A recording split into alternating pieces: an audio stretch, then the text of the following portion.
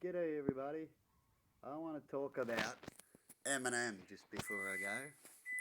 And look, the microwave's still going. I've got a drink in there. And what happened to Eminem? He went to court about a few things about his CDs, right, back in the day. And they were 18 years and over back in the day, right? And they got sold.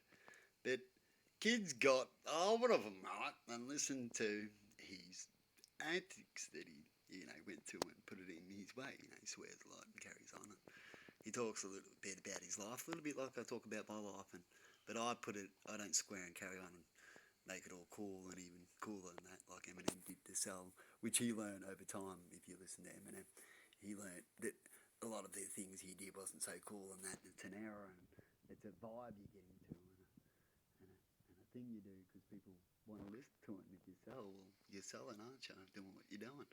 And that's what he did. And then he realised about not just the selling, that things aren't right, and you grow up as you hear Eminem.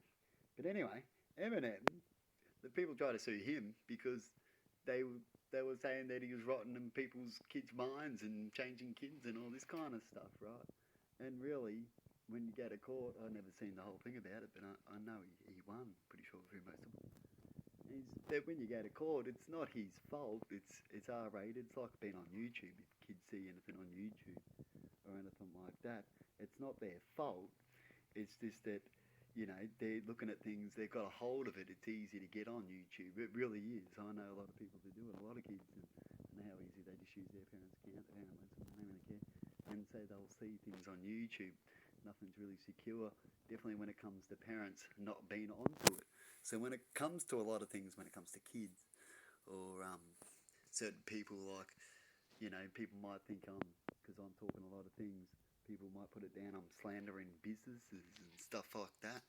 In a way, if you want, try to do that. But really, I'm just talking the truth and how people feel and what's the best way to do things and what people would do righteously in what they can do and what they know and how things work and stuff like that. You know what I mean? And anyway, I thought I'd chuck that out because it wouldn't surprise me later on because people all trying to sue people and stuff like that, I know someone close to me trying to do the same thing on the smallest things, and really they have no right to do it. They just want to do it. You know what I mean? Because they can, because things allow them to do it. And if things allow them to do it, I guess they will do it, won't they? Until we stop things being allowed to be done collectively. That's what we're all trying to do.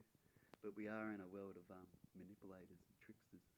And so we're all trying to do our best with that. But it's up to us to elect the right things and do the right things collectively. And if we're not, we just have to look at ourselves and go, well, all these failures and all these problems we're having, it's really up to us. And I don't want to say it. I know it's not me. It's not one person. But in the end, if it's happening, and it's been happening for a while, it's our fault and it's your friends and your cousins and the people you knew and all that. Because collectively, the numbers say that they want it like this and it's going to stay like this. And people could talk all they want, but in the end, it's staying the same, isn't it? So collectively, you can look back and go, well, no one really cared about this and this and this for real because we got 30 or 40 years of this and people were already talking about it back then and it still hasn't changed. And where's all the excuse it takes 40 years to do something right? You know what I mean? But anyway, people, have a good one. See you.